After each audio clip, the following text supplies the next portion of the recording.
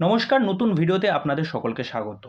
কাঙ্গনা রানাওয়াতের নতুন আপকামিং কাজ 'এমার্জেন্সি', যেটা হচ্ছে ইন্দিরা গান্ধী যখন প্রধানমন্ত্রী ছিলেন সেই সময় তিনি কি জরুরি অবস্থা ঘোষণা করেছিলেন। তার ফলে দেশের কি পরিস্থিতি তৈরি হয়েছিল, ইনার কনফ্লিক্ট কি ছিল, আর ভেতরের যেই সমস্যাগুলো সমস্ত বিষয়টা আশা করি এই সিনেমায় দেখানো হবে। তা জরুরি অবস্থা কোন সালে ঘোষণা করা হয়েছিল? ২৫শে জুন ১৯৭৫ থেকে ২১শে মার্চ ১৯৭৭ অবধি দীর্ঘ ২১ মাস ধরে কিন্তু এই জরুরি অবস্থা কিন্তু জারি হয়েছিল এবং সেটা জারি করেছিলেন তখনকার সময়ের রাষ্ট্রপতি ফখরুদ্দিন আলী আহমেদ, আর এটার পরামর্শদাতা ছিলেন কিন্তু স্বয়ং ইন্দিরা গান্ধী। আর আরেকটা বিষয়, যে সংবিধানের ৩৫২ ধারা অনুযায়ী কিন্তু এই এমার্জেন্সি সিচুয়েশনটা ঘোষণা করা হয়েছিল। এবার দেখুন ট্রেলারে চলে আসি, ট্রেলারটা কেমন লাগলো? দেখুন ট্রেলারটা কিন্তু আমার কাছে যথেষ্ট প্রমিসিং লেগেছে, কেননা এই কাজটা অনেক সময় আগে বেরোনোর কথা ছিল, তা নানা রকম কারণে ডিলে হয়ে গেছে। তা যাই হোক, কঙ্গনা রানাওয়াত অ্যাজ এ ইন্দিরা গান্ধী, তার যে লুকসটা, সেই লুকসটা কিন্তু আমার দুর্দান্ত লেগেছে। কেননা আপনারা দেখেছেন ইন্দিরা গান্ধীর ওই বয়সকালে সেই লুকসটা কিরকম ছিল, আপনাদের স্ক্রিনে দেখতেই পাচ্ছেন। ঠিক একই রকম কিন্তু তাকে লাগছে, সেই যখন ডায়লগ ডেলিভারি করছে বা কথাবার্তাগুলো যখন বলছে বা প্রোনাউন্সিয়েশনগুলো, সেটার মধ্যে কিন্তু যথেষ্ট দক্ষভাবে সে এগুলোকে রাখছে। আর অপরদিকে আমরা মিলন সোমানকে দেখতে পাচ্ছি, অনুপম খেরকে দেখতে পাচ্ছি, মানে স্টার কাস্ট কিন্তু ভালো ভালো আছে।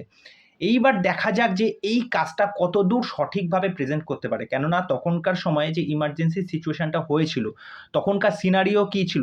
তখনকার সময়ে কেন ইমার্জেন্সি ডিক্লেয়ার করা হয়েছিল? তার আসল কারণটা কী ছিল? এই যে ইনার কনফ্লিক্টস বা রাজনৈতিক মতাদর্শের যে চিন্তাধারাগুলো, বা এই যে ভেতরে নানা রকম কারসাজি বা সরকারের পতন ঘটিয়ে দেওয়া, বা দেশের জনগণ কেন ইন্দিরা গান্ধীর বিরুদ্ধে সোচ্চার হয়েছিলেন, সমস্ত বিষয়টা কি আমরা এই সিনেমাতে দেখতে পাবো? তা দেখা যাক, কাজটা আসলেই বোঝা যাবে। আর দেখুন কঙ্গনা রানাওয়াত কিন্তু যথেষ্ট ভালো মানের অভিনেত্রী। যদিও বা তার কাজগুলো সেরকমভাবে কিন্তু মানে বক্স অফিসে সফলতা পায়নি, সেটা আলাদা বিষয়। কিন্তু অ্যাজ এ পারফর্মার হিসাবে আমি যখন মণিকর্ণিকা দেখেছিলাম, মণিকর্ণিকা মানে ঝাঁসি রানী যখন করেছিল, সেই ক্যারেক্টারটা কিন্তু আমার দারুণ লেগেছিল, ভালো লেগেছিল। কেননা তার পারফরম্যান্সও ভালো ছিল। অ্যাজ এ পারফর্মার তার পারফরম্যান্স নিয়ে কোনো সন্দেহ নেই। এবার দেখা যাক এই কাজটা কেমন হয়। এবং যেটা বললাম, স্টার কাস্টও ভালো আছে। আর যে এই ট্রেলারের যে মেকিং যা দেখলাম, সেটা যথেষ্ট ভালো। আর কিছু অ্যাকশন সিকোয়েন্সও আমরা দেখতে পাচ্ছি। তারপরে জেলের দৃশ্য দেখতে পাচ্ছি, যে রায়টের দৃশ্য দেখতে পাচ্ছি। প্রত্যেকটা জায়গায় কিন্তু যথেষ্ট ভালো লেগেছে। কালার গ্রেডিং এর কাজ বলুন বা ক্যামেরার কাজ বলুন, প্রত্যেকটা জায়গায় কিন্তু ভালো লেগেছে। মানে ট্রেলারটা কিন্তু যথেষ্ট ভালো হয়েছে, প্রমিসিং ট্রেলার হয়েছে। তা আপনাদের এই বিষয়ে কি মতামত, সেটা অবশ্যই আমাকে কমেন্ট করে জানাবেন। তা চলুন পরবর্তী ভিডিওতে আবার দেখা হচ্ছে। আর চ্যানেলে এসে চ্যানেলটিকে সাবস্ক্রাইব করে এভাবে সাথে থাকবেন, পাশে থাকবেন। নমস্কার।